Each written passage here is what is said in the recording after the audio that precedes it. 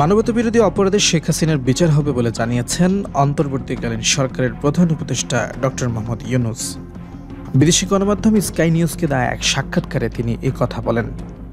ক্ষমতাচ্যুত সাবেক প্রধানমন্ত্রী শেখ হাসিনা মানবতাবিরোধী অপরাধের জন্য বিচারের মুখোমুখি হবেন। ক্ষমতায় থাকাকালীন শেখ হাসিনার বিরুদ্ধে জোরপূর্বক গুমের পাশাপাশি গত বছরের জুলাই ও আগস্টে ছাত্র জনতার বিক্ষোভে গণহত্যার অভিযোগ রয়েছে।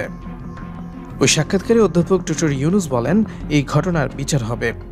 শুধু তিনি নন, তার সঙ্গে যুক্ত সকলের, অর্থাৎ তার পরিবারের সদস্য, তার সহযোগী এবং তার আশ্রিত লোকজন যারাই এর সঙ্গে জড়িত, সবার বিচার হবে। গত ৫ আগস্ট ছাত্র জনতার বিপুল বিক্ষোভের মুখে দেশ ছেড়ে পালিয়ে ভারতে আশ্রয় নিতে বাধ্য হন শেখ হাসিনা। তিনি এখনও ভারতেই অবস্থান করছেন।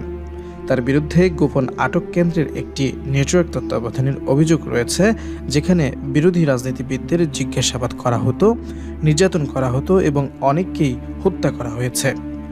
সন্ত্রাসের বিরুদ্ধে যুদ্ধ এমন ব্যানারের আওতায় এসব অপকর্ম করা হয়েছে। এরই মধ্যে বাংলাদেশ তার বিরুদ্ধে ২টি গ্রেফতারি পরোয়ানা জারি করেছে। অধ্যাপক ইউনূস বলেন, তারা আনুষ্ঠানিক চিঠি পাঠিয়েছেন, কিন্তু নয়াদিল্লি থেকে কোনো আনুষ্ঠানিক প্রতিক্রিয়া পাওয়া যায়নি। ডক্টর মোহাম্মদ ইউনূস জোর দিয়ে বলেছেন, শেখ হাসিনা বাংলাদেশে শারীরিকভাবে উপস্থিত থাকুক বা না থাকুক, অথবা ভারতে থাকুক, তাকে বিচারের মুখোমুখি হতে হবে। অধ্যাপক ইউনূস সম্প্রতি আয়নাঘর নামে পরিচিত কুখ্যাত গোপন কারাগারগুলোর মধ্যে একটি পরিদর্শন করেছেন। সেখানে তিনি যা দেখেছেন তাতে তিনি হতবাক হয়ে গেছেন। তিনি বলেন, সেখানে যা দেখা গেছে আপনি অনুভব করতে পারেন অথবা পর্যবেক্ষণ করতে পারবেন যে এটি সবচেয়ে কুৎসিত জিনিস।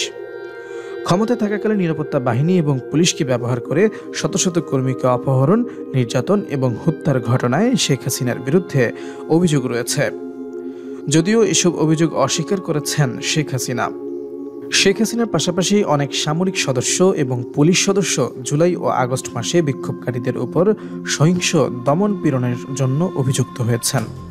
জাতিসংঘের হিসাব অনুযায়ী সাবেক এই প্রধানমন্ত্রী পালিয়ে যাওয়ার আগের দিনগুলোতে বিক্ষোভ সহিংসতায় পুলিশ ও নিরাপত্তা বাহিনীর হাতে প্রায় ১৪০০ জন নিহত হয়েছে। ভুক্তভোগী পরিবারগুলো যেন দ্রুত ন্যায় বিচার পায় সে বিষয়ে আশা প্রকাশ করছেন ডক্টর ইউনূস। তিনি জানিয়েছেন, আগামী ডিসেম্বরের প্রথম দিকে নির্বাচন অনুষ্ঠিত হতে পারে।